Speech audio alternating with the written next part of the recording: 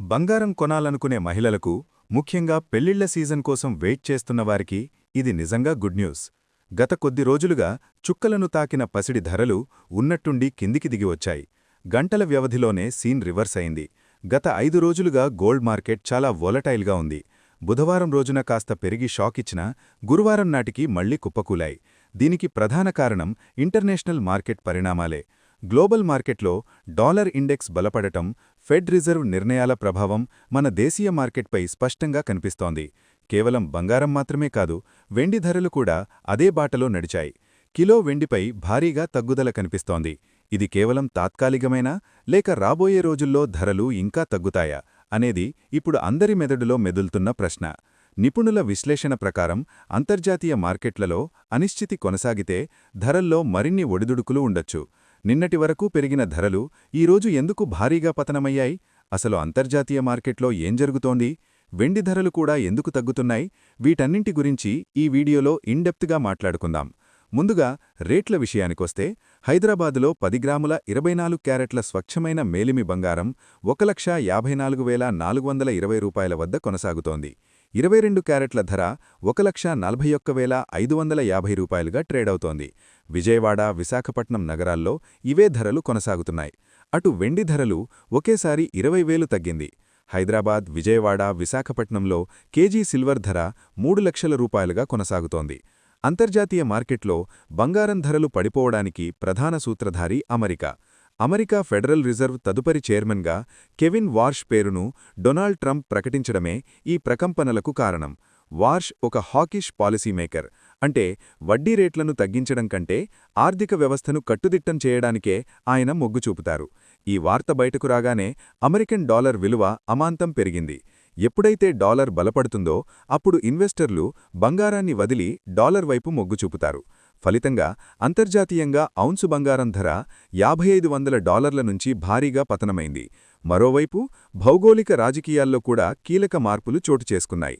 Iran, America మధ్య ఉద్రిక్తతలు తగ్గుముఖం పడతాయనే ఆశాభావం కనిపిస్తోంది. ట్రంప్ ఇరాన్తో డీల్ చేసుకునే అవకాశముందన్న వార్తలు సేఫ్ హేవెన్గా భావించే బంగారానికి ఉన్న డిమాండ్ను తగ్గించాయి. యుద్ధం వస్తుందంటే బంగారం పెరుగుతుంది, శాంతి నెలకొంటుందంటే ధరలు తగ్గుతాయి. ఇప్పుడు జరుగుతోంది ఇదే. ఇక మన దేశీయ మార్కెట్ విషయానికొస్తే, యూనియన్ బడ్జెట్ 2026 ప్రభావం స్పష్టంగా కనిపిస్తోంది. దిగుమతి సుంకంపై ప్రభుత్వం తీసుకున్న కీలక నిర్ణయాలు, పన్నుల మార్పులు దేశీయంగా తులం బంగారంపై ఏకంగా 10,000 నుంచి 15,000 రూపాయల వరకు తగ్గుదల కనిపించేలా చేశాయి. హైదరాబాద్ మార్కెట్లో 24 క్యారెట్ల బంగారం ఒక్కసారిగా దిగిరావడంతో మధ్యతరగతి ప్రజల్లో ఆశలు చిగురిస్తున్నాయి. ప్రస్తుతం పసిడి మార్కెట్ ఒక రోలర్ కోస్టర్ రైడ్లా ఉంది. నిన్నటి వరకు 1,80,000 రూపాయల మార్కును చూసిన మనం ఈరోజు 10 గ్రాముల బంగారం ధర 15,000 నుంచి 20,000 రూపాయల వరకు పడిపోవడం చూస్తున్నాం. అటు వెండి ధరలు కూడా కిలోకు ₹1,00,000 వరకు తగ్గాయి. అయితే ఇది కేవలం తాత్కాలిక కరెక్షన్ మాత్రమేనని నిపుణులు హెచ్చరిస్తున్నారు. ఉక్రెయిన్, మధ్యప్రాంత దేశాల్లో యుద్ధమేఘాలు ఇంకా తొలగిపోలేదు. యుద్ధం ఉందంటే బంగారం మళ్లీ పెరుగుతుంది. చైనా, భారత్ వంటి దేశాల సెంట్రల్ బ్యాంకులు ఇప్పటికీ భారీగా బంగారాన్ని కొనుగోలు చేస్తున్నాయి. 2026 చివరి నాటికి అంతర్జాతీయంగా బంగారం ధర $5,000 నుంచి $6,000 వరకు వెళ్లే అవకాశముందని జేపీ మార్గన్ వంటి సంస్థలు అంచనా వేస్తున్నాయి. మన దగ్గర పెళ్లిళ్ల సీజన్ మొదలవుతోంది. డిమాండ్ పెరిగితే ధరలు మళ్లీ పుంజుకుంటాయి. బంగారం ధరలు తగ్గగానే అందరిలోనూ ఒకటే ఉత్కంఠ మొదలవుతుంది. ఇప్పుడు కొనాలా, లేక రేపు ఇంకా తగ్గుతుందేమో అని వెయిట్ చేయాలా? తగ్గినట్టే తగ్గి మళ్లీ పెరిగితే పరిస్థితి ఏంటి అని చాలామంది భయపడుతుంటారు. చాలామంది చేసే తప్పేంటంటే ధరలు ఇంకా పడిపోతాయని ఆశపడటం.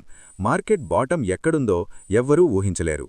ఉదాహరణకు నిన్నటి వరకు 1,80,000 ఉన్న బంగారం ఇప్పుడు 1,50,000కు పడిపోయింది అనుకుందాం. ఇప్పుడు ఇది మంచి అవకాశమే.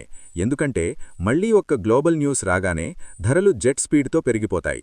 అందుకే ధరలు తగ్గడం మొదలైనప్పుడు వేచి చూడడం కంటే కొనడం ఉత్తమం. బంగారం విషయంలో ఒకేసారి మొత్తం డబ్బు పెట్టకండి. మీ దగ్గర 1 కిలో బంగారం కొనే డబ్బు ఉంటే దాన్ని 3 భాగాలుగా చేయండి. ఈరోజు ఉన్న ధర వద్ద 30% కొనండి. రేపు ధర ఇంకా తగ్గితే ఇంకో 30% కొనండి. ఒకవేళ పెరిగినా మీ దగ్గర ఇప్పటికే కొంత బంగారం ఉంటుంది కాబట్టి మీరు నష్టపోరు. దీన్నే యావరేజింగ్ అంటారు. ఇది ఇన్వెస్టర్లకు మరియు సామాన్యులకు బెస్ట్ స్ట్రాటజీ. మన దగ్గర పెళ్లిళ్ల సీజన్ మొదలవుతోందంటే డిమాండ్ ఆటోమేటిక్గా పెరుగుతుంది. షోరూంలలో రద్దీ పెరిగే కొద్దీ మేకింగ్ ఛార్జీలు కూడా పెరుగుతాయి. సో ధరలు తగ్గుముఖం పట్టాయని వార్త రాగానే సీజన్ కంటే ముందే కొనుగోలు చేయడం తెలివైన పని. ఇప్పుడు అంతర్జాతీయ మార్కెట్లో డాలర్ బలపడటం వల్ల మనకు ఈ ఛాన్స్ దొరికింది. దీన్ని మిస్ చేసుకోవద్దు. బంగారం ధరలు తగ్గడం ఒక ఎత్తైతే వెండి ధరలు కుప్పకూలడం మరొక ఎత్తు. బంగారం కంటే వెండి ధరలే దారుణంగా పతనమయ్యాయి. కేజీ వెండిపై దాదాపు ₹1,00,000 వరకు మార్పు కనిపించడం సామాన్య విషయం కాదు. బంగారం వేరు, వెండి వేరు. మనం అర్థం చేసుకోవాల్సిన ప్రధాన విషయం ఒకటుంది. బంగారం అనేది ఒక అసెట్ లేదా కరెన్సీ లాంటిది. కానీ వెండి అలా కాదు. వెండి ఒక ఇండస్ట్రియల్ మెటల్. ప్రపంచవ్యాప్తంగా ఉత్పత్తి అయ్యే వెండిలో 50% కంటే ఎక్కువ పరిశ్రమలే వాడుతాయి. కానీ ఇప్పుడు ఉన్నట్టుండి ఇండస్ట్రియల్ డిమాండ్ పడిపోయింది. స్మార్ట్ ఫోన్లు, ల్యాప్టాప్లు, ఎలక్ట్రానిక్స్ తయారీలో వాడే వెండికి డిమాండ్ తగ్గింది. ఎప్పుడైతే పరిశ్రమలు వెండిని కొనడం ఆపేశాయో ఆటోమేటిక్గా ధరలు కుప్పకూలాయి. ఇన్వెస్టర్లు భయపడి అమ్మేస్తున్నారు తప్ప కొనేవాళ్లు లేరు. దీనికి ప్రధాన సూత్రధారి చైనా. ప్రపంచానికి ఫ్యాక్టరీ లాంటి చైనాలో ఇప్పుడు ఎకానమీ మందగించింది. చైనాలో తయారీ రంగం దెబ్బతినడంతో వెండి వినియోగం తగ్గింది. సోలార్ ప్యానెల్స్ మరియు ఎలక్ట్రిక్ వెహికల్స్ బ్యాటరీల తయారీలో వెండిని విపరీతంగా వాడతారు. కానీ తాజా అంచనాల ప్రకారం కొత్త టెక్నాలజీలు రావడంతో ఈ రంగాల్లో వెండి వాడకం తగ్గుతోంది. అంతేకాకుండా ప్రపంచవ్యాప్తంగా ఈవీ కార్ల అమ్మకాలు ఆశించిన స్థాయిలో లేకపోవడం వెండి పతనానికి ఆద్యం పోసింది. నిన్నటి వరకు గ్రీన్ ఎనర్జీ మెటల్ అని పిలిచిన వెండిని ఇప్పుడు టెక్నాలజీ మార్పులు దెబ్బతీస్తున్నాయి. చాలామంది ఇది కేవలం టెక్నికల్ కరెక్షన్ అనుకుంటున్నారు. అంటే బాగా పెరిగింది కాబట్టి కాస్త తగ్గింది అని. కానీ మార్కెట్ నిపుణుల వాదన వేరుగా ఉంది. ఇది కరెక్షన్ కాదు, ఇదొక ట్రెండ్ రివర్సల్. అంతర్జాతీయ మార్కెట్లో మాంద్యభయాలున్నంతవరకు వెండి కోలుకోవడం కష్టమేనని అనిపిస్తోంది. కిలో వెండి ధర భారీగా పడడం అనేది రాబోయే ఆర్థిక మాంద్యానికి సంకేతమా అని ఆర్థికవేత్తలు అనుమానిస్తున్నారు. ఫైనల్గా నా సలహా ఏంటంటే వెండి విషయంలో ఇన్వెస్టర్లు చాలా జాగ్రత్తగా ఉండాలి. బంగారంలాగా కళ్ళు మూసుకుని కొనే సమయం ఇది కాదు. ఇండస్ట్రియల్ డిమాండ్ మళ్లీ పెరిగే వరకు వెయిట్ చేయడం మంచిది.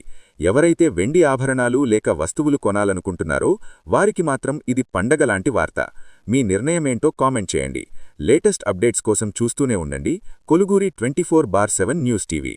Hi friends, thank you for watching this video. ఈ వీడియో గనుక మీకు నచ్చినట్లయితే దయచేసి లైక్ చేయండి, షేర్ చేయండి. ముఖ్యంగా మా ఛానల్ 24/7 న్యూస్ టీవీని సబ్స్క్రైబ్ చేసుకోండి. ఆ తర్వాత మీ విలువైన అభిప్రాయాల్ని, మార్పులు, చేర్పులు, కావాల్సిన వీడియో ఏమన్నా ఉంటే మన వీడియో కింద కామెంట్ సెక్షన్లో కామెంట్ రూపంలో తెలియజేయండి. నమస్కారం, సాయిదంచిక మాట్లాడుతున్నాను. ప్లీజ్ సబ్స్క్రైబ్, షేర్, లైక్ చేయండి 24/7 టీవీ ఛానల్. హాయ్ నమస్తే, నేను మీ Sonia Akula. Please subscribe to 24/7 news TV. Hi అండి, అందరికీ నమస్తే. నేను Mankota Prasad. Please do subscribe 24/7 news TV. Political, entertainment and infotainment updates కోసం like, share, subscribe 24/7 news TV. Hi friends, thank you for watching this video. ఈ video గనుక మీకు నచ్చినట్లయితే దయచేసి లైక్ చేయండి, షేర్ చేయండి. ముఖ్యంగా మా ఛానల్ 24/7 న్యూస్ టీవీని సబ్స్క్రైబ్ చేసుకోండి. ఆ తర్వాత మీ విలువైన అభిప్రాయాల్ని, మార్పులు, చేర్పులు, కావాల్సిన వీడియో ఏమన్నా ఉంటే మన వీడియో కింద కామెంట్ సెక్షన్లో కామెంట్ రూపంలో తెలియజేయండి. నమస్కారం, సాయిదంచిక మాట్లాడుతున్నాను. ప్లీజ్ సబ్స్క్రైబ్, షేర్, లైక్ చేయండి 24/7 టీవీ ఛానల్. హాయ్ నమస్తే, నేను మీ Sonia Akula. Please subscribe to 24/7 news TV. Hi అండి, అందరికీ నమస్తే. నేను Mankota Prasad. Please do subscribe 24/7 news TV. Political, entertainment and infotainment updates కోసం like, share, subscribe 24/7 news TV.